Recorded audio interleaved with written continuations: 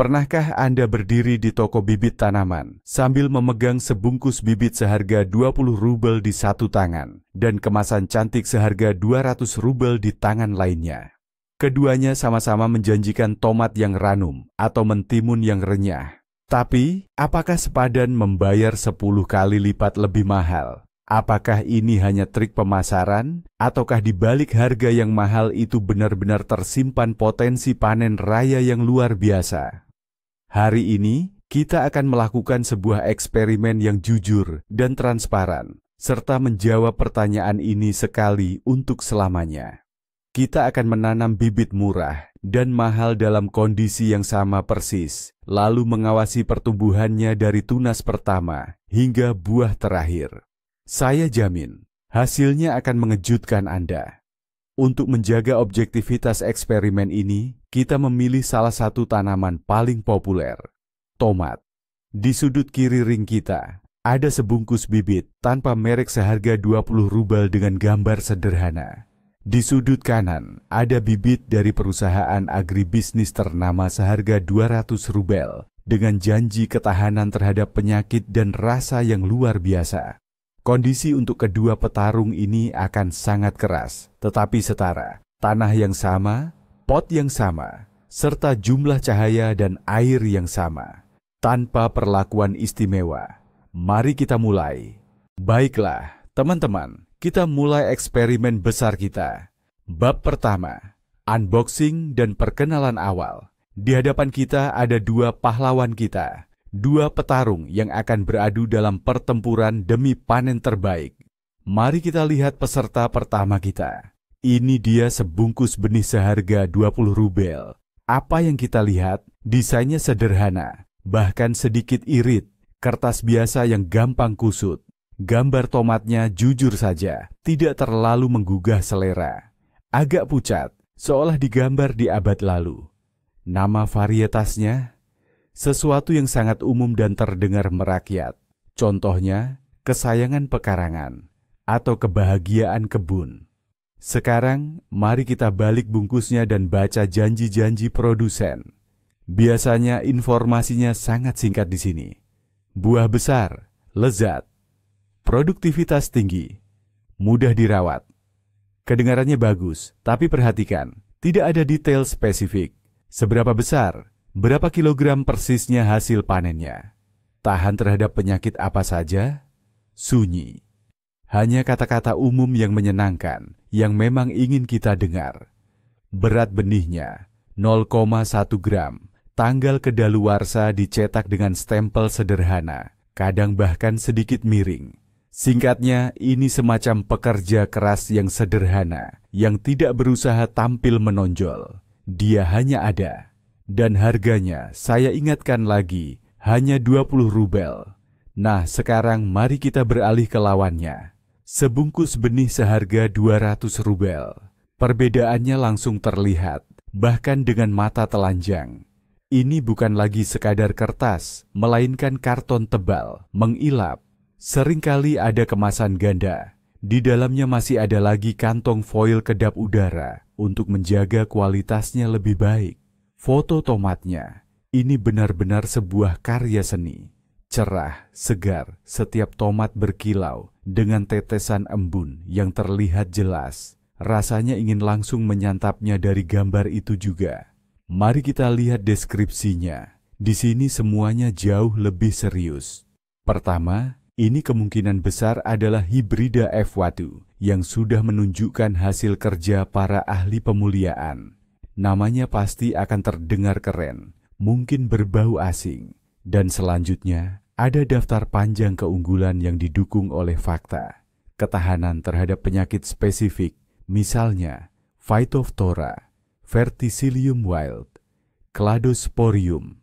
Seringkali disebutkan berat buah yang tepat, antara 150 hingga 200 gram. Dan yang paling penting, hasil panen yang diproyeksikan. Misalnya, hingga 5 kg per satu pohon dengan agroteknik yang tepat. Produsen tidak takut memberikan janji dan mendukungnya dengan angka-angka. Semua informasi tercetak dengan jelas, berkualitas tinggi. Langsung terlihat, para ahli pemasaran, marketer, telah bekerja keras pada kemasan ini. Jadi, apa yang kita dapatkan di tahap pertama ini? Di satu sisi, bungkus benih seharga 20 rubel yang sederhana dan minim bicara. Di sisi lain, si tampan seharga 200 rubel yang cerah, meyakinkan dan menjanjikan banyak hal. Tapi kan, kemasan itu belum tentu hasil panennya. Mungkin ini hanya strategi pemasaran yang brilian, dan kita hanya membayar untuk gambar yang indah, atau di balik harga yang tinggi itu benar-benar ada teknologi canggih dan jaminan hasil. Janganlah kita berteori, sudah waktunya untuk melihat apa yang sebenarnya tersembunyi di dalam bungkus-bungkus ini. Baik, sekarang kita beralih ke bagian yang mungkin paling menarik. Mari kita intip bagian dalamnya. Bab 2, wujud benih. Karena, seperti kata pepatah, kesan pertama itu penting. Kami menyiapkan 2 piring kecil berwarna putih agar semuanya terlihat jelas. Pertama, kita tuangkan isi dari paket benih yang murah.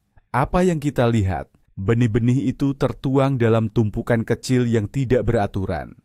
Hal pertama yang langsung menarik perhatian adalah ukurannya sangat bervariasi, tidak seragam. Beberapa benih tampak lebih besar dan berisi, sementara di sebelahnya ada yang sangat kecil dan pipih. Jika diperhatikan lebih dekat, warnanya pun sedikit berbeda. Ada yang lebih terang, ada yang lebih gelap. Bahkan ada beberapa yang memiliki bintik-bintik gelap. Bersama benih, ada juga sedikit debu dan serpihan kotoran, mungkin sisa-sisa bagian buah yang mengering. Tidak ada kesan bahwa benih-benih ini telah disortir dengan cermat. Seolah-olah mereka hanya dikumpulkan, dikeringkan, dan langsung dikemas. Ini langsung menimbulkan pertanyaan, apakah ukuran akan memengaruhi pertumbuhan kecambah nanti? Mungkinkah benih yang kecil akan menghasilkan tanaman yang lebih lemah? Mari kita ingat poin ini. Dan kini, tibalah saat yang penting. Kita buka paket benih yang mahal. Seringkali, seperti yang sudah saya bilang, di dalamnya ada kemasan foil tambahan. Kita potong dengan hati-hati dan tuangkan ke piring kedua. Dan, wow, kontrasnya mencolok sekali. Rasanya seperti diproduksi di pabrik, bukan dipetik langsung dari kebun. Benih-benihnya tersusun rapi, seragam, seperti prajurit berbaris. Semuanya memiliki ukuran dan bentuk yang hampir identik. Terkalibrasi dengan sempurna, warnanya merata, sehat, dan krem muda. Benihnya bersih, tanpa setitik pun debu atau serpihan kotoran. Terlihat mulus, jelas terlihat bahwa benih-benih ini telah melalui proses seleksi yang ketat. Semua yang kecil, rusak, atau tidak standar telah disisihkan. Mari kita letakkan kedua piring ini berdampingan. Di sebelah kiri ada tim desa yang anggotanya bervariasi ukuran dan bentuk. Di sebelah kanan, ada pasukan khusus dengan seragam yang identik. Perbedaannya sangat jelas, dan pertanyaan kembali muncul. Apakah kalibrasi ini memberikan keuntungan nyata? Atau ini hanya perfeksionisme produsen yang kita bayar lebih dari kantong kita sendiri? Sebab, secara teoritis, setiap benih yang sehat, bahkan yang terkecil sekalipun, membawa program genetik untuk tumbuh. Namun, penampilan luar hanyalah satu aspek. Yang jauh lebih penting adalah bagaimana benih-benih ini dipersiapkan untuk tantangan utamanya, yaitu penanaman. Dan itu akan kita bahas di bab berikutnya.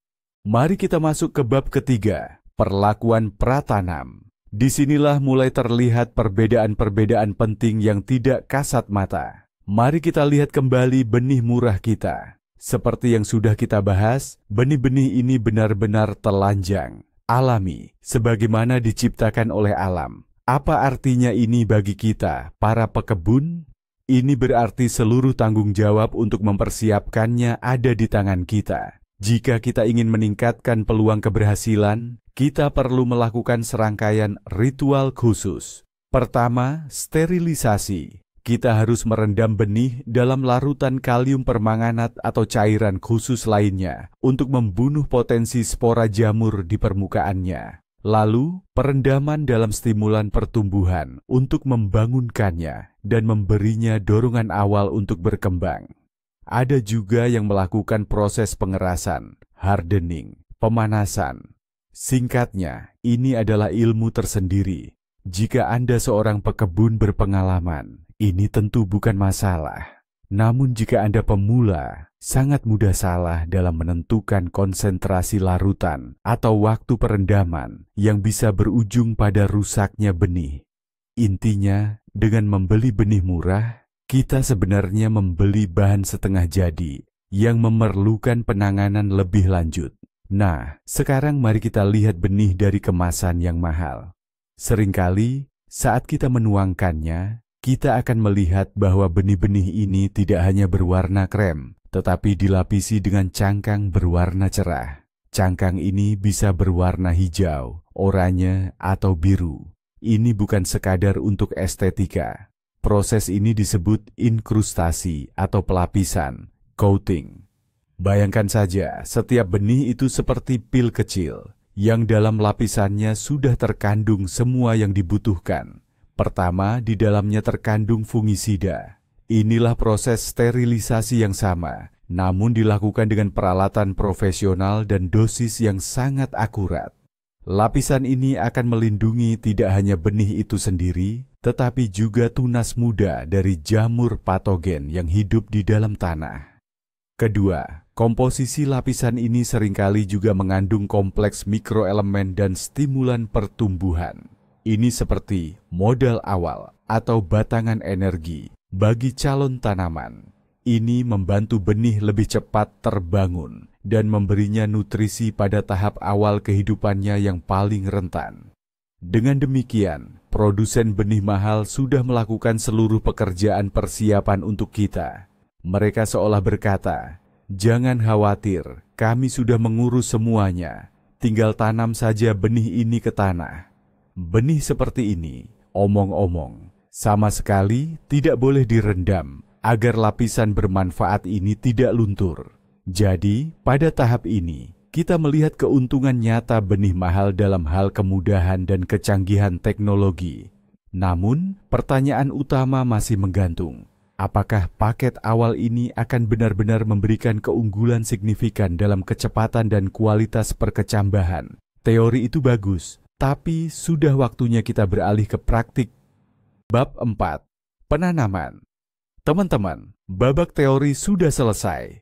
Sekarang dimulailah bagian paling krusial dan praktis dari eksperimen kita. Saat inilah kita akan memulai kehidupan bagi tanaman-tanaman masa depan kita. Demi menjaga objektivitas eksperimen, kami telah menyiapkan kondisi yang benar-benar identik. 2 wadah semai yang persis sama, serta media tanam universal yang sama, dibeli dari toko yang sama, dan diambil dari karung yang sama. Kami mengisi kedua wadah itu dengan media tanam, memadatkannya sedikit, lalu memberi label agar tidak tertukar. Murah dan mahal. Tidak ada perlakuan khusus, tidak ada hak istimewa. Mari kita mulai dengan benih murah kita. Seperti yang sudah kita sepakati, benih ini melalui persiapan klasik, direndam sebentar dalam larutan kalium permanganat yang lemah untuk sterilisasi. Sekarang, dengan hati-hati kita menata 10 benih menggunakan pinset di permukaan media tanam yang lembab. Ini sangat penting agar nanti kita bisa menghitung persentase perkecambahan yang akurat. Kini giliran benih mahal yang sudah diolah. Lapisan luarnya yang cerah terlihat jelas di atas tanah yang gelap. Perlu diingat, benih ini kita tanam dalam kondisi benar-benar kering, langsung dari kemasannya, untuk mempertahankan manfaat penuh dari lapisan pelindungnya. Sama seperti sebelumnya, kita menata 10 benih ini satu persatu menggunakan pinset ke wadah pribadi mereka. Setelah semua benih tertata rapi, kita dengan hati-hati menutupnya dengan lapisan tipis media tanam yang sama, setebal kira-kira 0,5 sampai 1 cm. Lalu kita tekan permukaannya sedikit dengan telapak tangan, agar benih mendapat kontak yang baik dengan tanah. Sebagai sentuhan akhir, penyiraman. Kita tidak menyiram langsung dari penyiram biasa agar tidak menggeser posisi benih. melainkan dengan lembut melembabkan tanah menggunakan botol semprot. Dan lagi-lagi, kontrol ketat, 20 semprotan untuk setiap wadah. Sentuhan terakhir, kita menutupi kedua wadah dengan plastik pembungkus makanan transparan. Ini akan menciptakan efek rumah kaca mini, menjaga kelembapan dan kehangatan yang sangat dibutuhkan untuk perkecambahan. Sekarang, kita letakkan keduanya berdampingan di tempat yang hangat dan cukup terang. Baiklah, taruhan sudah dipasang, benih sudah tertanam. Mulai saat ini perlombaan pun dimulai. Kita hanya perlu menunggu, mengamati dan mencatat hasilnya. Siapa yang akan memimpin? Bab 5. Menanti kecambah pertama. Ini mungkin fase yang paling mendebarkan, bahkan sedikit membuat gugup bagi setiap pekebun. Anda sudah melakukan segala upaya, dan sekarang yang bisa dilakukan hanyalah menunggu dan berharap. Dua wadah kami berdiri berdampingan, seperti inkubator, di bawah plastik transparan. Hari pertama berlalu, senyap. Hari kedua pun sama. Masih belum ada apa-apa.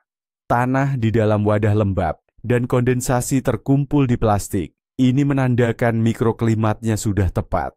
Pada hari ketiga, Anda sudah mulai mengintip ke dalam wadah berkali-kali. Ketidaksabaran mulai memuncak. Anda terus menatap permukaan tanah yang gelap, mencoba menemukan sedikit pun tanda kehidupan. Dan tibalah pagi hari keempat.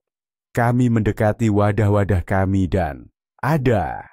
Di nampan berlabel mahal, kami melihat seuntai tunas hijau yang mungil namun sangat kokoh, berhasil menembus tanah. Ini adalah tunas pertama, yang paling berani dan tercepat. Menjelang sore di hari yang sama, dua teman lainnya ikut bergabung. Mereka seperti para pengintai kecil yang pertama kali muncul ke permukaan. Lalu, bagaimana dengan wadah berisi benih murah? Masih sunyi. Permukaan tanah tetap tak bergerak. Kami memeriksa lagi, jangan-jangan ada yang terlewat? Tidak, kondisinya sama. Tapi mereka masih tidur. Hari kelima tiba. Gambaran yang terlihat semakin jelas. Di wadah benih mahal, kini sudah ada 7 untai tunas hijau yang kokoh. Mereka terlihat segar dan berenergi. Dan di wadah benih murah, akhirnya muncul juga tunas pertama. Sedikit malu-malu, ukurannya sedikit lebih kecil dari para pesaingnya. Tapi dia ada di sini, dia berhasil tumbuh. Menjelang akhir hari ke-6, kita sudah bisa menarik kesimpulan sementara pertama. Benih mahal menunjukkan hasil hampir 100% secara nyaris bersamaan. Sementara benih murah tumbuh sporadis. Ada yang tumbuh di hari kelima, ada yang di hari ke-6, dan ada pula yang baru saja menunjukkan diri. Ini adalah indikator yang sangat penting. Pertumbuhan tunas yang serentak adalah jaminan bahwa semua bibit akan berkembang secara merata. Anda tidak perlu menunggu yang tertinggal. Pada tahap ini, benih mahal jelas unggul dalam kecepatan dan kesinkronan. Namun indikator utamanya tentu saja adalah jumlah total. Berapa banyak tunas yang akan muncul pada akhirnya? Mari kita beri mereka beberapa hari lagi dan kita hitung. Nah, sudah seminggu berlalu. Semua benih yang mau dan mampu kini sudah bertunas. Saatnya masuk ke bagian ke-6, yang paling krusial di tahap ini, menghitung jumlah tunas yang berhasil tumbuh. Dari sini, kita akan mendapatkan angka konkret pertama dan bisa mengevaluasi salah satu indikator kualitas benih yang paling penting, daya kecambahnya. Pertama, mari kita dekati wadah yang bertuliskan mahal. Mari kita hitung bersama. 1, 2, 3, 8, 9, 10. 10 dari 10. Hasilnya 100%. Setiap benih yang terlindungi cangkang pelindungnya berhasil bangun dan memberikan kehidupan pada tanaman baru. Tunas-tunasnya tumbuh rapi berbaris, terlihat sangat teratur. Ini adalah hasil yang sempurna, menunjukkan bahwa produsen tidak sia-sia menyeleksi dan memproses setiap benih dengan cermat. Seluruh partai benih ini terbukti sangat layak tumbuh. Ini benar-benar mengesankan. Sekarang kita beralih ke wadah benih ekonomis kita. Di sini situasinya sedikit berbeda. Terlihat jelas bahwa tunas-tunasnya tidak tumbuh serapat sebelumnya. Mari kita mulai menghitung. 1, 2, 3, 4, 7, 8. Ada 8 tunas. 2 benih tidak berkecambah sama sekali. Jadi, daya kecambahnya adalah 80%. Sekilas, perbedaannya memang tidak terlalu mencolok atau bahkan bisa dibilang tidak fatal. 80% itu sebenarnya angka yang cukup baik dan lumrah untuk benih biasa. Banyak pekebun pun akan merasa puas dengan hasil seperti ini. Tapi, mari kita lihat dari sudut pandang yang berbeda. Artinya, 2 benih dari 10 atau 20% dari isi kemasan sejak awal memang tidak layak tumbuh. Benar-benar kosong. Kita sudah membuang tempat di wadah, perhatian, dan waktu kita untuk benih-benih yang tidak tumbuh itu. Jika kita menanam, katakanlah, 100 benih, berarti 20 diantaranya tidak akan tumbuh sama sekali. Sekarang, mari kita ubah ini menjadi perhitungan uang. Misalnya, kemasan benih kita yang seharga 20 rubel berisi 10 benih. Jadi, biaya per benih adalah 2 rubel. Karena 2 diantaranya tidak tumbuh, kita secara tidak langsung sudah membuang 4 rubel. Kemasan yang mahal harganya 200 rubel, dengan biaya 20 rubel per benih. Tapi semua tumbuh. Di sini kita tidak rugi sepeser pun. Tentu saja, dalam angka nominal, ini mungkin terlihat sepele. Namun, faktanya sendiri sudah berbicara banyak. Saat membeli benih mahal, kita membayar untuk sebuah jaminan, untuk keyakinan bahwa setiap benih adalah calon tanaman yang potensial. Dengan benih murah, kita seperti bermain lotre kecil. Kali ini kita beruntung, 8 diantaranya berhasil tumbuh, padahal bisa saja hanya 5 atau 6. Pada tahap ini, benih mahal mendapatkan poin pertama, yang meyakinkan berkat daya kecambahnya yang 100%. Bab ke-7, kekuatan dan kesehatan bibit. Kita sudah menghitung jumlahnya, tapi sekarang saatnya menilai kualitasnya. Karena tumbuh saja tidak cukup. Yang penting adalah bagaimana ia muncul ke dunia. Apakah sebagai anakan yang kuat dan sehat, atau anakan yang kurus dan lemah. Sekarang, mari kita bandingkan dengan cermat 2 kelompok bayi tanaman kita ini. Mari kita lihat kembali bibit dari benih mahal. Apa yang langsung terlihat? Semuanya seragam, seolah dipilih satu persatu.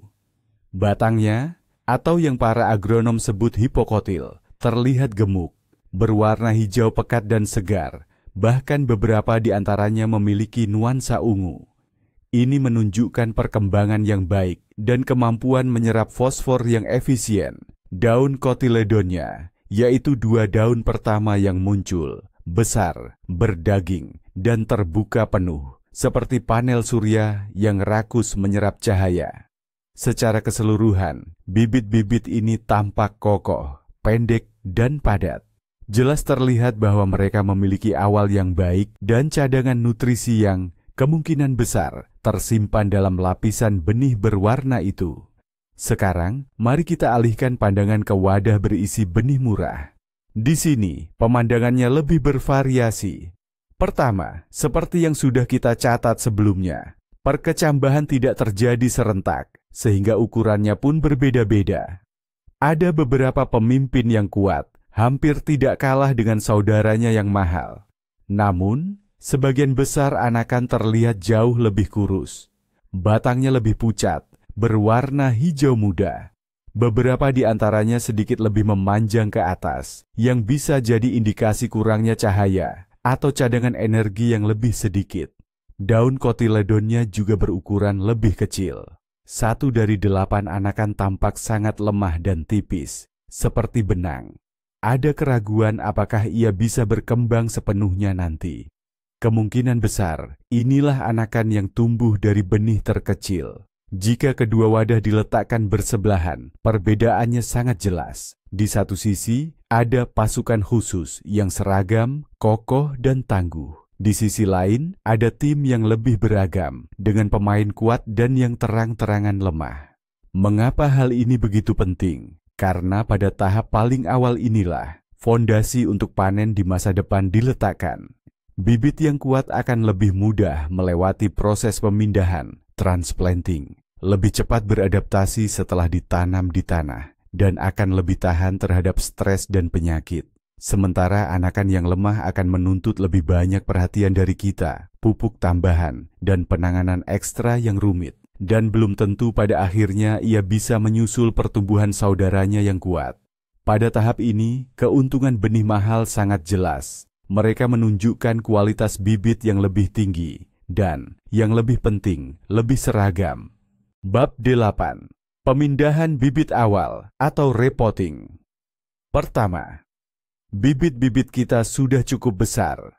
Daun sejati pertama mereka sudah muncul, lengkap dengan bentuknya yang khas. Ini pertanda bahwa akar-akar mereka mulai sesak di wadah semai awal. Waktunya bagi setiap tanaman untuk mendapatkan rumah sendiri, yaitu pot atau gelas individual. Proses ini dikenal sebagai pemindahan bibit atau repotting, dan ini adalah stres besar pertama bagi tanaman muda.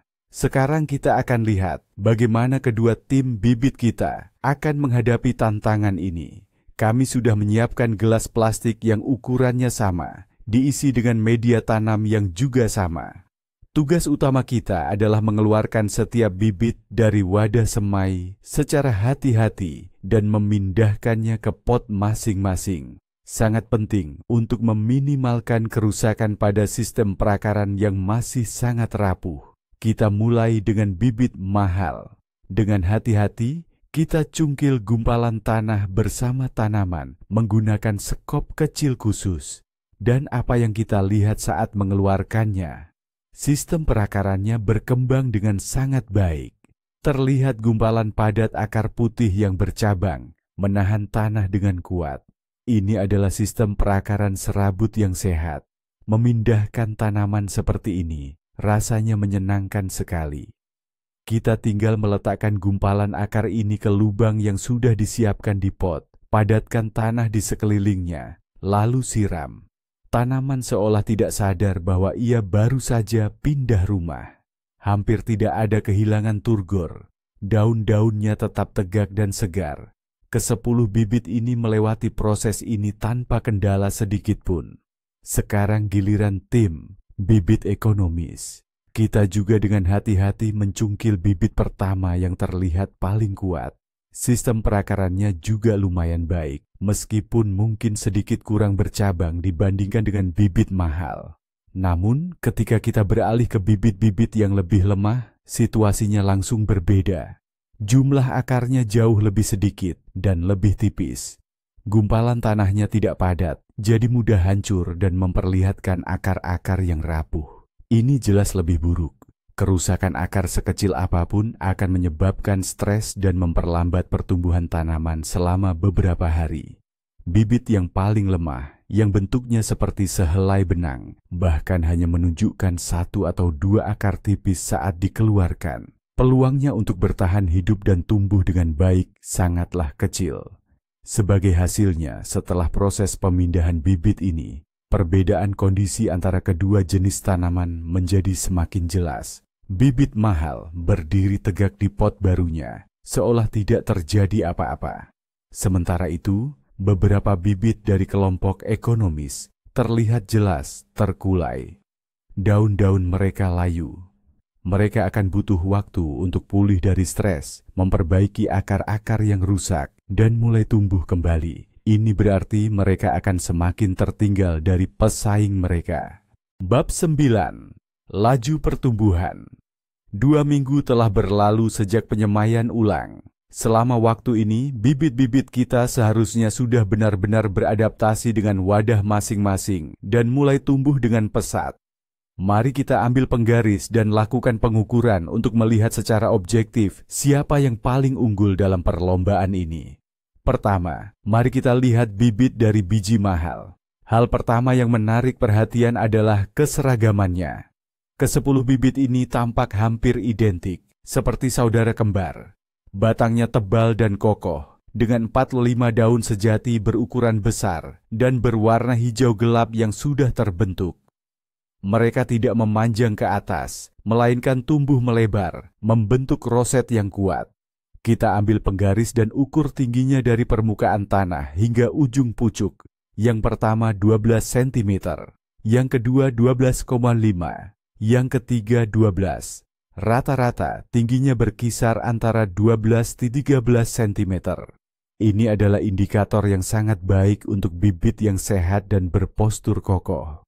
Sekarang mari kita beralih ke peserta dari biji ekonomis kita. Sebagai pengingat, setelah penyemaian ulang, 8 di antaranya yang tersisa. Gambaran di sini seperti sebelumnya, tidak seragam. 2 bibit terkuat yang memang sudah unggul sejak awal, tampak sangat menjanjikan. Kita ukur 11 cm. Hampir menyusul yang mahal, tapi tetap sedikit lebih pendek dan batangnya sedikit lebih ramping. Lalu, kita perhatikan yang biasa-biasa saja. Ada 4 bibit lagi di kategori ini. Mereka terlihat tertinggal jauh. Tingginya sekitar 89 cm. Jumlah daunnya lebih sedikit, dan ukurannya pun tidak sebesar yang lain.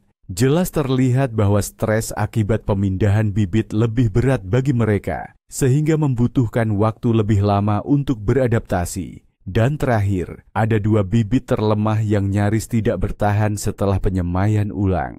Mereka tampak sangat rapuh, tingginya hanya sekitar 5-6 cm. Ini sudah merupakan ketertinggalan yang signifikan. Kemungkinan besar akan sulit mendapatkan hasil panen yang baik dari mereka, bahkan jika kita memberikan nutrisi ekstra secara intensif. Jadi, apa yang ditunjukkan oleh angka-angka ini? Tinggi rata-rata bibit dari biji mahal adalah 12,5 cm dan semuanya memiliki kekuatan yang setara. Sedangkan tinggi rata-rata bibit dari biji ekonomis, jika kita hitung ke-8-8-nya, adalah sekitar 9 cm. Namun yang paling penting adalah perbedaan kualitas yang sangat mencolok. Kita hanya mendapatkan 2 bibit yang benar-benar berkualitas baik. Sementara 6 sisanya pada dasarnya adalah sebuah kompromi. Pada tahap ini menjadi jelas bahwa biji yang lebih mahal tidak hanya menawarkan pertumbuhan, tetapi pertumbuhan yang dapat diprediksi, stabil, dan berkualitas tinggi untuk seluruh kelompok bibit. Bab ke-10. Memindahkan tanaman ke lahan terbuka. Masa persemaian akan segera berakhir. Tanaman kita sudah cukup kuat. Cuaca di luar pun sudah stabil dan hangat. Sekarang adalah waktu yang tepat untuk langkah paling krusial, memindahkannya ke tempat tinggal permanen.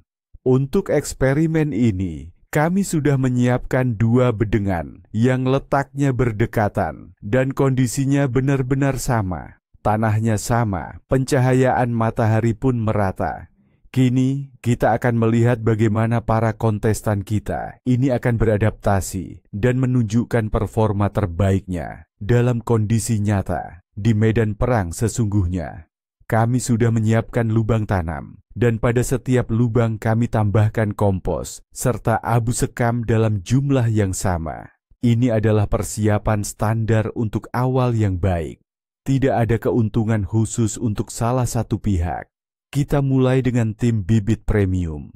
Kami dengan hati-hati mengeluarkan tanaman dari wadah semainya. Bola akarnya padat, benar-benar terjalin rapat oleh akar-akar putih yang kuat. Ini adalah indikator yang sangat baik. Kami letakkan tanaman di lubang tanam, lalu timbun dengan tanah, padatkan sedikit, dan siram hingga cukup basah. Proses ini berjalan dengan mulus. Semua tanaman terlihat kuat, sehat, dan memiliki daun hijau tua. Mereka tampak seperti atlet sejati yang siap menghadapi tantangan baru. 10 bibit kembar ini pun kini menempati bedengan pertama mereka. Kini saatnya beralih ke tim bibit ekonomis. Sebagai pengingat, kita memiliki 8 tanaman dengan ukuran yang bervariasi. 2 di antaranya yang menjadi pemimpin juga menunjukkan bola akar yang baik dan bisa dipindahkan tanpa masalah. Namun, dengan yang lainnya, ceritanya sedikit berbeda. Bibit kelas menengah memiliki sistem akar yang kurang berkembang dan bola akarnya tidak terlalu padat. Kami harus bekerja dengan sangat hati-hati agar bola akarnya tidak hancur. Dua tanaman paling lemah yang memang tidak bisa mengejar pertumbuhan yang lain terlihat sangat menyedihkan. Batangnya tipis dan daunnya pucat. Jujur saja, menanam bibit seperti ini selalu berisiko. Bisa jadi mereka akan sakit dalam waktu lama atau bahkan mati setelah dipindahkan. Tapi namanya juga kondisi eksperimen, jadi semua harus kita tanam. Jadi, kini kita memiliki dua bedengan. Di satu bedengan, berjejer rapi 10 tanaman yang sama-sama kuat. Di bedengan lainnya, ada kelompok yang lebih beragam. 8 bibit yang terdiri dari 2 yang paling kuat, 4 kelas menengah, dan 2 yang jelas-jelas tertinggal jauh. Mulai saat ini, eksperimen kita memasuki babak baru. Masa persemaian yang selama ini berlangsung di lingkungan rumah kaca yang terkontrol sudah berakhir. Sekarang, tanaman-tanaman kita harus berhadapan dengan dunia nyata. Fluktuasi suhu, angin, hujan, dan potensi serangan penyakit. Saat inilah semua karakteristik genetik yang telah ditanamkan oleh para pemulia bibit akan terungkap. Siapa yang akan terbukti paling tangguh? Bab ke-11. Adaptasi di lingkungan baru minggu pertama, yang paling krusial setelah penanaman di lahan terbuka telah berlalu. Ini adalah masa ketika tanaman mengalami stres terparah akibat perubahan lingkungan dan menunjukkan ketahanan hidup sejati mereka. Mari kita lihat bagaimana dua kelompok kita beradaptasi. Kita mendekati bedengan tomat mahal. Pemandangannya sungguh menggembirakan. Ke-10 tanaman berdiri tegak dengan daun-daun terangkat. Mereka tidak hanya selamat dari pemindahan, tetapi sudah mulai tumbuh. Pucuk-pucuk baru yang segar telah muncul di bagian atasnya. Warna daun tetap hijau tua yang pekat. Ini menunjukkan bahwa sistem akar mereka yang kuat segera bekerja di tempat baru, aktif menyerap air dan nutrisi. Tidak ada tanda-tanda stres atau layu sama sekali. Bisa dipastikan, adaptasi mereka berhasil 100%. Sekarang kita beralih ke bedengan sebelah, tempat tomat ekonomis kita. Di sini, seperti yang sudah diperkirakan, situasinya tidak sebaik itu. Dua tanaman terdepan, yang sejak awal memang yang paling kuat, juga terlihat cukup baik. Mereka berhasil beradaptasi dan mulai tumbuh, meskipun mungkin sedikit lebih lambat dibandingkan pesaing mereka yang mahal. Namun, 6 tanaman lainnya menunjukkan tanda-tanda stres yang jelas. 4 tanaman rata-rata seolah membeku pertumbuhannya. Mereka tidak tumbuh dan daun baru tidak muncul. Daun-daun bagian bawah sedikit menguning dan layu. Ini adalah reaksi klasik terhadap stres pemindahan. Seluruh energi mereka saat ini diarahkan bukan untuk pertumbuhan bagian atas, melainkan untuk memulihkan dan membangun sistem akar. Mereka akan bertahan, tetapi akan kehilangan setidaknya 1 minggu atau bahkan 1,5 minggu dalam perkembangannya. Dan sayangnya, 2 tanaman terlemah kita tidak berhasil melewati tantangan ini. Batang-batang tipisnya layu, daun-daunnya mengering. Mereka tidak bisa beradaptasi. Ini berarti, dari 10 biji tomat ekonomis, kita akhirnya hanya mendapatkan 6 tanaman yang mampu bertahan hidup dengan kualitas yang berbeda-beda. Tingkat perkecambahan awal sebesar 80% pada praktiknya telah berubah menjadi 60% tingkat kelangsungan hidup. Pada tahap ini, kita bisa melihat betapa pentingnya modal awal yang dimiliki oleh bibit tomat yang mahal. Daya tahan, akar yang kuat, dan keseragaman memungkinkan mereka melewati pemindahan tanpa kehilangan waktu dan energi. Sementara itu, biji tomat ekonomis yang menghasilkan bibit tidak seragam menyebabkan sebagian tanaman tertinggal jauh dalam perkembangannya atau bahkan mati. Bab ke-12, pembentukan tanaman. Sudah hampir sebulan sejak tomat-tomat ini ditanam di tanah. Tomat kita sudah tumbuh cukup besar, dan sekarang kita bisa melihat bagaimana mereka berkembang serta membentuk rimbunannya. Ini adalah indikator penting, karena hasil panen di masa depan sangat bergantung pada kekuatan dan kesehatan tanaman. Mari kita perhatikan bedengan tomat hibrida mahal ini. Apa yang kita lihat? Ke-10 tanaman ini tumbuh dengan sangat seragam. Mereka terlihat kokoh, dengan batang utama yang tebal. Daunnya besar, hijau gelap, tanpa tanda-tanda penyakit. Namun yang paling menarik adalah pola pertumbuhannya. Tomat-tomat ini secara aktif mengeluarkan tunas samping, yang biasa disebut tunas air atau pasinok, dan mereka melakukannya secara serentak. Tanaman-tanaman ini tumbuh rimbun dan berdaun lebat. Ini menunjukkan kekuatan pertumbuhan yang besar, yang memang sudah ada secara genetik. Masa vegetatif yang kuat ini pada dasarnya adalah pabrik penghasil nutrisi yang nantinya akan digunakan untuk pembentukan buah. Tentu saja, kita perlu bekerja ekstra untuk membentuk tanaman dengan benar, yaitu dengan membuang tunas air yang tidak perlu. Namun potensi tanaman ini sendiri sangat besar. Sekarang mari beralih ke tomat ekonomis kita. Sebagai pengingat, kita hanya punya 6 yang tersisa. Dan di sini, lagi-lagi ada perbedaan dalam perkembangannya. 2 tanaman yang menjadi pemimpin terlihat cukup baik. Mereka juga tumbuh dengan baik, meskipun jika diperhatikan lebih dekat, batangnya sedikit lebih tipis dan daunnya sedikit lebih kecil dibandingkan dengan yang mahal. Mereka juga aktif mengeluarkan tunas air dan berusaha untuk tidak ketinggalan. Sementara itu, 4 tanaman sisanya yang butuh waktu lama untuk pulih setelah transplantasi terlihat jauh tertinggal dalam perkembangannya. Mereka lebih pendek dan batangnya tipis. Mereka membentuk tunas air jauh lebih sedikit dan tunas airnya pun lebih lemah. Tanaman-tanaman ini tampak lebih kurus dan daunnya tidak selebat yang lain. Terkesan mereka kekurangan tenaga untuk pertumbuhan aktif, seolah-olah mereka menghemat energi. Salah satu dari 4 tanaman ini bahkan terlihat sangat lemah. Daunnya berwarna lebih terang, hijau kekuningan, yang mungkin mengindikasikan kekurangan nutrisi. Jika kita bandingkan kedua bedengan ini secara keseluruhan, perbedaannya sangat mencolok. Bedengan tomat mahal terlihat seperti dinding hijau yang lebat dan kokoh. Sedangkan bedengan tomat murah hanya berupa beberapa pulau hijau dengan intensitas yang bervariasi. Jelas terlihat bahwa potensi genetik kedua kelompok ini berbeda. Hibrida mahal dirancang untuk pertumbuhan yang kuat dan intensif, sementara varietas ekonomis menunjukkan hasil yang lebih sederhana dan yang paling penting tidak stabil. Selanjutnya bab ke-13, mekarnya bunga pertama. Kita memasuki fase paling menarik, awal pembungaan. Ini adalah titik balik krusial saat tanaman beralih dari fase pertumbuhan vegetatif, penumbuhan daun dan batang, menuju pembentukan hasil panen di masa depan. Kecepatan dan melimpahnya pembungaan adalah indikator kunci yang secara langsung memengaruhi seberapa cepat kita bisa memanen tomat matang pertama.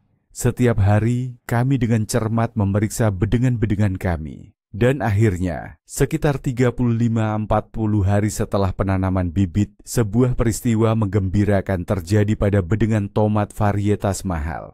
Pada ke-10 tanaman, hampir bersamaan, dalam 1 atau 2 hari, muncul gugusan bunga pertama. Gugusan bunga ini terlihat kokoh, dengan banyak kuncup, dan berwarna kuning cerah. Bunganya besar dan sehat. Pemandangan ini sangat mengesankan. Seluruh bedengan berbunga dengan serentak dan meyakinkan. Kesinkronan ini sekali lagi menegaskan kualitas tinggi materi genetik benih dan keseragaman genetik tanaman. Kita bisa yakin bahwa pematangan buah di bedengan ini juga akan terjadi secara serentak. Lalu, bagaimana dengan bedengan varietas hemat? Di sini, seperti pada tahap-tahap sebelumnya, keberagaman terlihat jelas. 2 tanaman pemimpin, kami berusaha tidak tertinggal. Sekitar 3-4 hari setelah varietas mahal, gugusan bunga pertama juga muncul pada kedua tanaman ini. Penampilannya cukup bagus, meskipun jumlah kuncup dalam satu gugusan mungkin sedikit lebih sedikit. Ini adalah hasil yang baik. Namun, 4 tanaman lainnya jelas tertinggal. Seminggu berlalu, tetapi mereka masih belum berbunga. Mereka terus mengembangkan bagian vegetatifnya, berusaha mengejar para pemimpin. Baru pada hari ke-10 hingga ke-12 setelah varietas mahal mulai berbunga, gugusan bunga pertama yang agak sederhana akhirnya muncul pada tanaman-tanaman tertinggal ini. Apa artinya ini dalam praktiknya? Ada kesenjangan waktu yang sangat besar. Saat tanaman varietas mahal sudah mulai membentuk buah pertama, sebagian tanaman varietas hemat baru akan mulai berbunga. Hal ini akan menyebabkan panen tidak terjadi secara serentak, melainkan tersebar dalam jangka waktu yang lebih lama.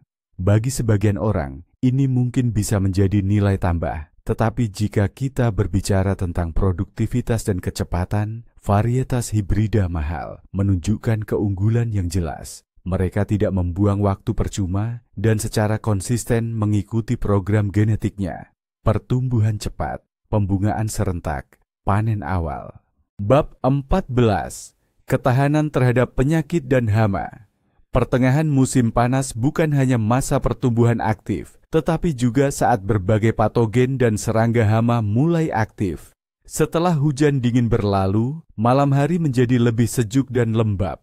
Kondisi ideal bagi perkembangan musuh utama semua tomat, yaitu busuk daun, Phytophthora infestans. Sekarang saatnya kita membuktikan secara langsung seberapa akurat janji-janji produsen tentang ketahanan tanaman terhadap penyakit. Pertama-tama, tentu saja kami memeriksa bedengan tomat varietas ekonomis kami. Disinilah kami mulai melihat tanda-tanda awal yang mengkhawatirkan. Pada daun-daun bagian bawah dua tanaman yang paling lemah, muncul bintik-bintik kecil berwarna coklat dengan lapisan keabu-abuan. Ini dia, penyakit busuk daun. Penyakit ini mulai menyerang tanaman yang paling rentan. Tentu saja, kami segera menyemprot seluruh bedengan dengan larutan pencegah untuk menghentikan penyebaran infeksi. Namun fakta kemunculan penyakit ini sudah tercatat. Selain itu, pada salah satu tanaman yang paling subur, kami menemukan kutu daun yang mengerubungi pucuk muda. Mau tidak mau, kami harus menggunakan insektisida. Kini, dengan perhatian ekstra, kami menuju bedengan tomat hibrida yang mahal.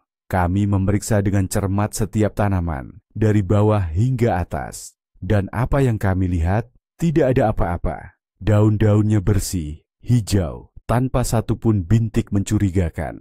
Bahkan pada daun-daun paling bawah yang bersentuhan langsung dengan tanah lembab, tidak ada tanda-tanda penyakit sama sekali. Semuanya terlihat sangat sehat. Ini sungguh mencengangkan, mengingat bedengan-bedengan ini hanya berjarak beberapa meter satu sama lain, dan spora jamur pasti sudah menyebar ke tanaman-tanaman ini juga. Namun, imunitas mereka yang telah ditanamkan oleh para pemulia tanaman berhasil mengatasi serangan tersebut. Mereka memang benar-benar tahan, seperti yang tertera pada kemasan. Mengenai hama, situasinya di sini juga lebih baik. Hanya pada satu tanaman kami menemukan beberapa ekor kutu daun yang tidak terlalu mengkhawatirkan. Pada tahap ini, perbedaan harga benih terlihat sangat jelas. Ini bukan sekadar pembayaran untuk hasil panen, melainkan investasi untuk kesehatan tanaman Anda. Hibrida yang mahal menghemat waktu, pikiran, dan uang kita yang seharusnya dihabiskan untuk fungisida dan insektisida. Mereka memungkinkan kita mendapatkan hasil panen yang lebih bersih dari segi ekologi karena membutuhkan lebih sedikit perlakuan kimiawi. Ketahanan genetik terhadap penyakit ini mungkin salah satu keunggulan paling signifikan dari benih profesional yang sepenuhnya terbukti justru dalam kondisi cuaca yang tidak menguntungkan. Bab ke-15. Pembentukan buah. Setelah bunga-bunga mekar dan kelopaknya gugur, disitulah bulatan-bulatan hijau kecil, bakal buah tomat mulai muncul. Tahap ini sama pentingnya dengan masa berbunga. Sebab, berbunga lebat saja tidak cukup.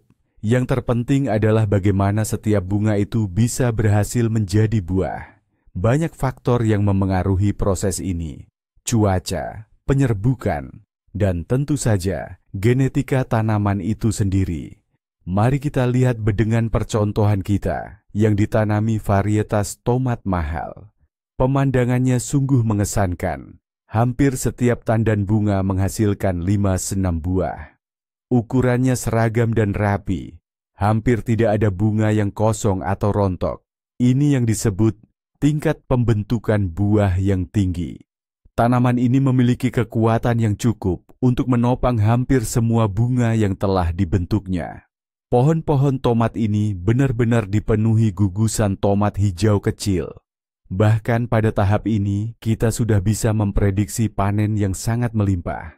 Sekarang, mari kita beralih ke bedengan hemat di sebelahnya. Di sini situasinya masih bervariasi. Dua tanaman pemimpin kita menunjukkan performa yang cukup baik. Pada tandan-tandan bunganya, terbentuk 3 un 4 buah. Ini memang lebih sedikit dibandingkan varietas mahal, tapi tetap hasil yang layak.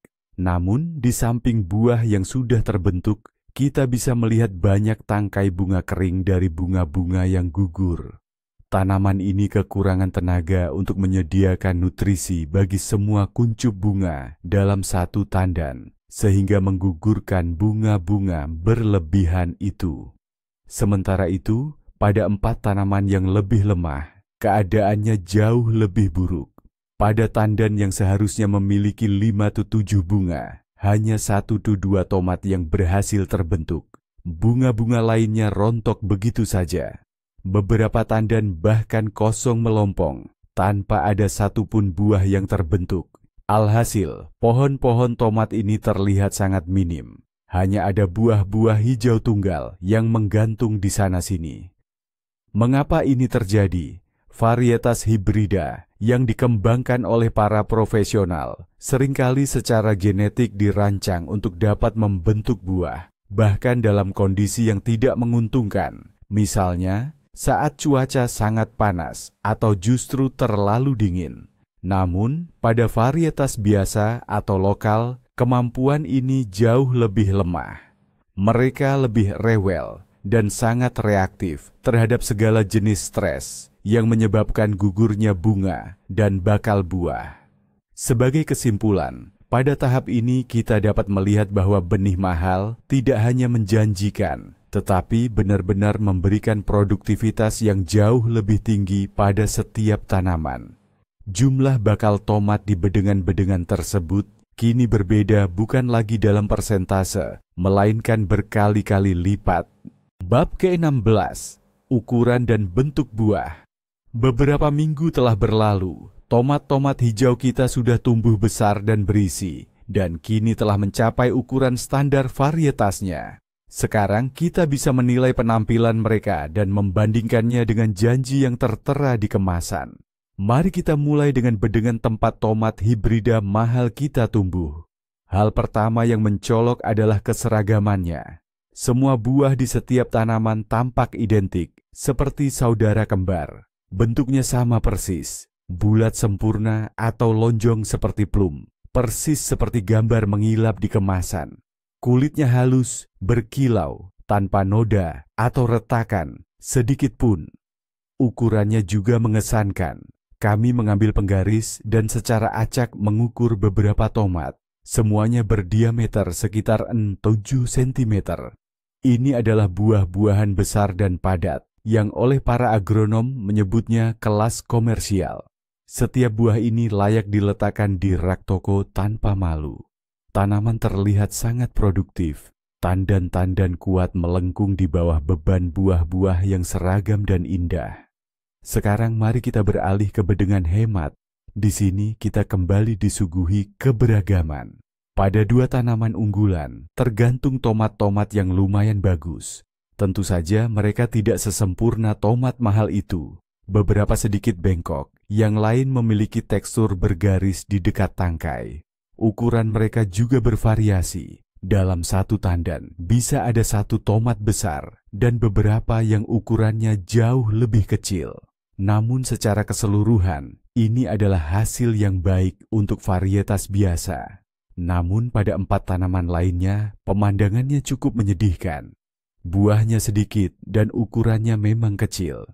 Banyak di antaranya tidak tumbuh lebih besar dari ukuran kenari. Bentuknya sangat beragam. Ada yang bulat, bengkok, bahkan ada yang agak bersudut. Pada beberapa tomat, terutama di bagian ujung, muncul bintik-bintik gelap Ini adalah busuk ujung buah, blossom end rot. Penyakit fisiologis yang sering menyerang tanaman lemah dalam kondisi yang tidak menguntungkan. Artinya sebagian dari hasil panen yang sudah sedikit itu akan rusak begitu saja. Sebagai kesimpulan, jika dibandingkan dari segi penampilan, benih mahal menghasilkan panen kelas premium. Buah-buahan yang indah, seragam, besar, dan sepenuhnya sesuai dengan varietas yang dijanjikan. Sementara benih murah menghasilkan panen kelas ekonomi. Buah-buahan dengan berbagai ukuran, tidak selalu cantik, dan sebagian di antaranya kecil atau terserang penyakit. Bahkan sebelum ditimbang, secara visual sudah jelas bahwa dari segi bobot panen, tomat mahal unggul jauh. Bab ke-17. Kecepatan pematangan tomat hijau memang menyenangkan, tapi yang kita semua tunggu-tunggu adalah saat buah-buah itu akhirnya memerah. Bagi banyak pekebun rumahan, terutama di daerah dengan musim panas yang singkat, kecepatan panen perdana adalah indikator yang sangat krusial. Mari kita lihat siapa di antara peserta kita yang akan menjadi sprinter sejati dalam perlombaan terakhir ini. Setiap hari kami memeriksa bedengan dengan penuh antisipasi, dan akhirnya di suatu pagi yang cerah, kami melihatnya. Di bedengan dengan hibrida mahal, salah satu tomat di tandan bawah mulai berubah warna. Mulanya, warnanya berubah menjadi krem keputihan, lalu sedikit merah muda, dan hanya dalam beberapa hari, buah itu bersinar dengan warna merah cerah yang pekat. Buah pertama sudah siap petik, tapi yang lebih menarik, hampir segera setelah itu, yang lain ikut menyusul. Hanya dalam 1 minggu, di ke-10 tanaman, tandan-tandan bawah mulai matang serempak. Ini sangat praktis. Kita bisa datang di akhir pekan dan langsung memanen hasil yang lumayan banyak. Alih-alih harus mondar-mandir setiap hari, hanya untuk 1 atau 2 buah tomat yang memerah. Bagaimana dengan bedengan yang menggunakan benih murah?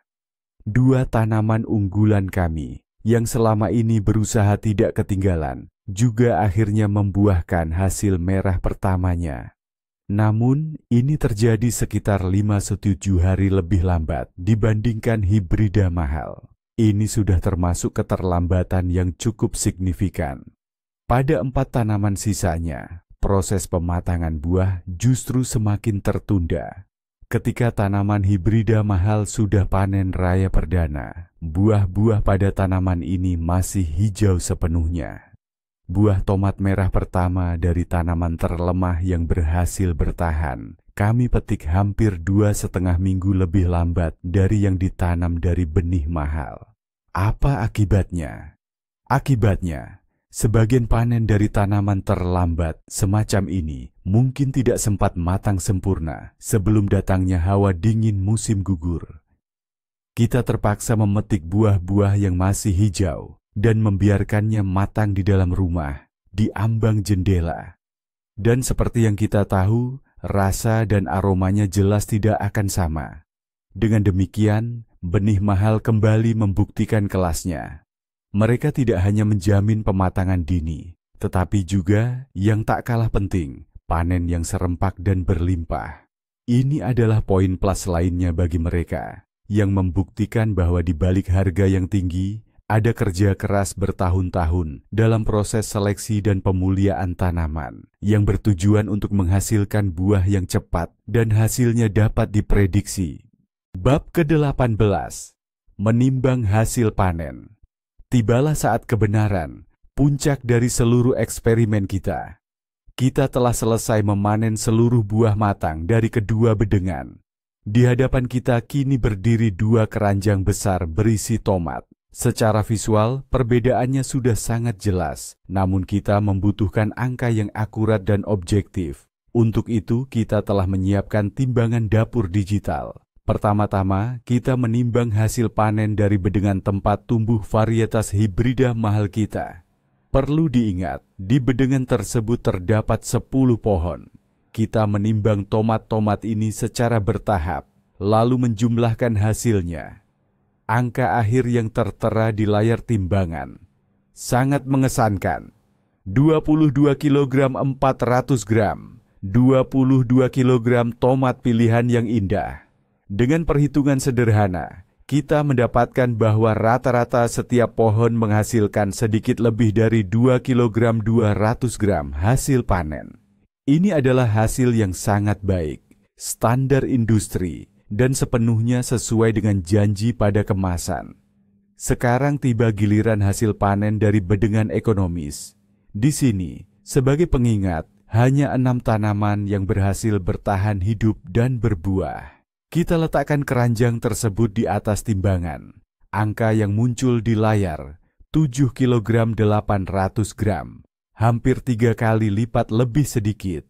Namun, mari kita hitung rata-rata hasil per pohon agar perbandingannya lebih akurat. Kita bagi 7.800 dengan 6 pohon dan mendapatkan 1 kg 300 gram per tanaman. Sekarang, mari kita bandingkan angka rata-ratanya. 2 kg 200 gram dari pohon varietas mahal berbanding 1 kg 300 gram dari pohon varietas ekonomis. Selisihnya adalah 900 gram. Artinya varietas hibrida mahal tersebut menghasilkan hampir 70% lebih banyak dibandingkan rata-rata pohon dari benih murah. Mari kita kembali ke masalah biaya. Kita menghabiskan 200 rubel untuk benih mahal dan mendapatkan 22 kg. Biaya benih per kilogram tomat adalah sekitar 9 rubel. Untuk benih murah, kita menghabiskan 20 rubel dan mendapatkan hampir 8 kg. Maka biaya benihnya adalah 2,5 rubel per kilogram. Ya, dari segi indikator ini, benih murah tampaknya lebih menguntungkan. Namun, kita mendapatkan hasil panen hampir 3 kali lipat lebih sedikit dari luas lahan yang sama. Jika kita ingin mendapatkan 22 kg dari benih murah, kita akan membutuhkan hampir 2 kali lipat lebih banyak lahan, tenaga, air, dan pupuk. Dan itu belum termasuk biaya untuk obat-obatan penyakit yang kita gunakan untuk merawat bedengan ekonomis. Angka-angka ini berbicara dengan sendirinya. Berdasarkan indikator utama, yaitu hasil panen, benih mahal memperoleh kemenangan mutlak. Bab ke-19, Uji Rasa. Baiklah, teman-teman, inilah bagian paling menyenangkan dari eksperimen kita. Angka di timbangan memang penting, tentu saja, tapi kita menanam sayuran bukan cuma demi berapa kilo hasilnya. Kita menanamnya demi rasa.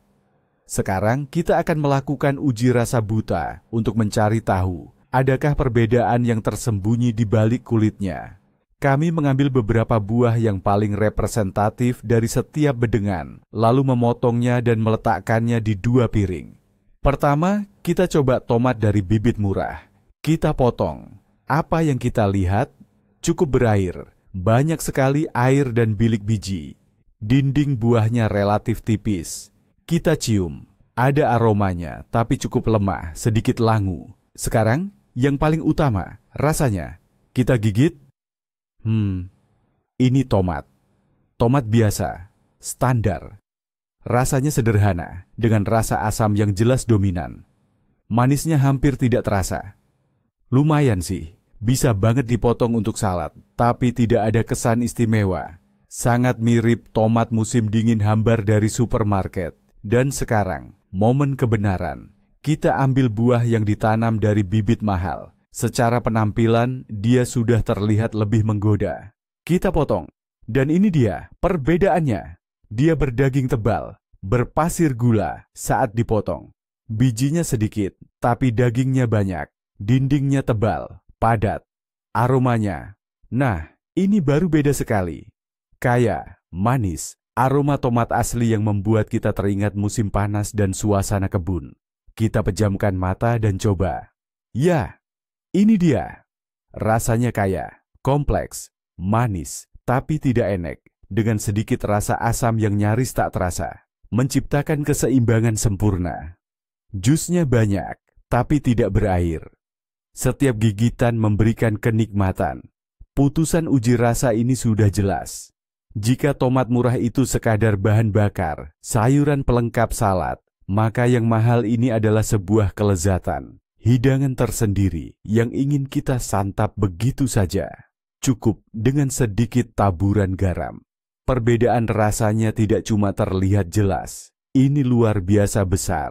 Dan justru inilah mungkin argumen paling kuat yang mendukung penggunaan bibit mahal. Lagi pula, pada akhirnya demi rasa, inilah kita rela melakukan segala kerepotan berkebun. Bab 20. Kesimpulan akhir. Eksperimen panjang dan menarik kita akhirnya sampai pada puncaknya. Kita telah mengikuti seluruh perjalanan, dari benih kecil hingga buah yang matang sempurna. Sekarang, mari kita rangkum semua temuan dan jawab pertanyaan krusial yang kita ajukan sejak awal. Apakah benar-benar sepadan membayar lebih mahal untuk benih? Adakah perbedaan signifikan antara satu sachet benih seharga 20 rubel dan yang seharga 200 rubel? Mari kita kilas balik semua tahapan. Benih premium menunjukkan tingkat perkecambahan 100% yang serentak dan kuat. Sementara benih murah hanya sekitar 80% dan pertumbuhannya tidak merata. Bibit dari benih premium tumbuh kokoh, sehat, dan seragam. Sedangkan bibit murah bervariasi ukurannya, bahkan ada beberapa tanaman yang tampak sangat lemah. Setelah ditanam di tanah, semua tanaman dari benih premium berhasil beradaptasi dengan sempurna. Berbeda dengan benih murah, di mana 2 tanaman mati dan sisanya memerlukan waktu lama untuk pulih. Selama fase pertumbuhan, varietas hibrida premium menunjukkan ketahanan yang luar biasa, kekebalan terhadap penyakit, serta pembungaan yang lebih awal dan serentak. Sementara itu, varietas murah tumbuh lebih lambat, membutuhkan penanganan khusus untuk mengatasi busuk daun dan berbunga jauh lebih lambat. Dan tibalah puncaknya, masa panen. Benih premium menghasilkan buah-buahan yang indah, besar, dan seragam. Berat total panen per tanaman bahkan hampir 70% lebih banyak. Yang paling penting, rasanya begitu kaya, manis, dan otentik. Sebaliknya, benih murah menghasilkan tomat dengan ukuran yang tidak seragam, kurang menarik secara visual, dan rasa yang cenderung biasa-biasa saja atau sedikit asam. Jadi, apa intinya? Kita tidak sekadar membayar untuk kemasan yang menarik. Di balik harga yang lebih tinggi, ada kerja keras bertahun-tahun para ahli pemuliaan tanaman yang telah menanamkan potensi luar biasa dalam setiap biji kecil itu. Kita membayar untuk kualitas genetik yang menjamin hasil yang dapat diprediksi, keandalan, dan standar mutu yang tinggi. Kita membayar untuk ketahanan terhadap penyakit, yang pada akhirnya menghemat tenaga dan biaya kita untuk perawatan kimia. Kita membayar untuk panen yang lebih awal dan serentak. Dan, yang paling penting, kita membayar untuk cita rasa yang benar-benar istimewa. Tentu saja, ini bukan berarti semua benih murah itu buruk. Kadang-kadang, Anda mungkin menemukan beberapa pilihan yang cukup baik di antara mereka, terutama jika Anda memang suka bereksperimen.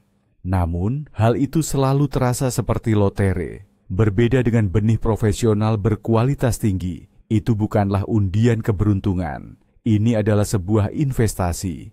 Investasi untuk masa depan panen Anda, investasi untuk waktu berharga Anda, dan investasi untuk kenikmatan Anda dalam berkebun. Dan eksperimen kita telah dengan jelas membuktikan bahwa investasi ini akan terbayar lunas, bahkan lebih dari yang diharapkan. Nah, sekarang kita bahas momen-momen paling mengejutkan dari eksperimen kami yang benar-benar membuka mata. Kejutan pertama kami temukan saat masa perkecambahan. Benih murah menunjukkan tingkat perkecambahan 9 dari 10, sedangkan benih mahal 10 dari 10. Perbedaannya sangat tipis. Awalnya, kami merasa sia-sia mengeluarkan uang lebih. Bibitnya juga tumbuh hampir sama, dan kami sudah siap membantah mitos tentang benih mahal. Tapi kemudian, bagian paling menariknya dimulai. Inilah titik baliknya. Setelah ditanam di tanah, ketika hujan dingin mulai turun di tengah musim panas, tanaman dari benih murah adalah yang pertama kali terserang bercak busuk daun, Phytophthora. Kami harus segera mengobatinya. Namun, benih mahal, sesuai janjinya, menunjukkan ketahanan yang luar biasa. Mereka hampir tidak terpengaruh sama sekali. Tapi kejutan terbesarnya menunggu kami saat menimbang hasilnya. Panen dari tanaman benih mahal ternyata 40% lebih berat. Buahnya lebih besar, lebih seragam, seolah-olah dipilih satu persatu. Sedangkan benih murah menghasilkan banyak tomat kecil dan bentuknya tidak beraturan. Dan akhirnya, soal rasa. Tomat dari benih murah rasanya biasa saja, agak asam dan berair. Sementara yang mahal, manis, berdaging, dengan aroma tomat yang khas dan kuat. Perbedaannya tidak hanya jelas, tapi sangat besar. Jadi, mari kita simpulkan. Apakah sepadan membayar 10 kali lipat lebih mahal untuk benih? Jawaban kami adalah, ya, jika Anda mengutamakan hasil. Benih murah itu seperti lotre. Anda bisa beruntung, bisa juga tidak. Benih mahal adalah investasi dalam kepastian, kesehatan tanaman, kuantitas, dan yang paling penting, kualitas panen Anda. Anda tidak hanya membayar untuk kemasan yang menarik, tetapi juga untuk hasil kerja bertahun-tahun para ahli pemuliaan, untuk genetik yang akan menjamin kesuksesan Anda. Terima kasih sudah menonton video ini sampai habis. Jika eksperimen kami ini bermanfaat bagi Anda, jangan lupa berikan like dan subscribe channel kami agar tidak ketinggalan perbandingan dan tes terbaru lainnya. Nah, sekarang pertanyaan untuk Anda. Pengalaman paling sukses atau sebaliknya paling gagal apa yang pernah Anda alami dengan benih? Bagikan cerita Anda di kolom komentar. Mari kita diskusikan.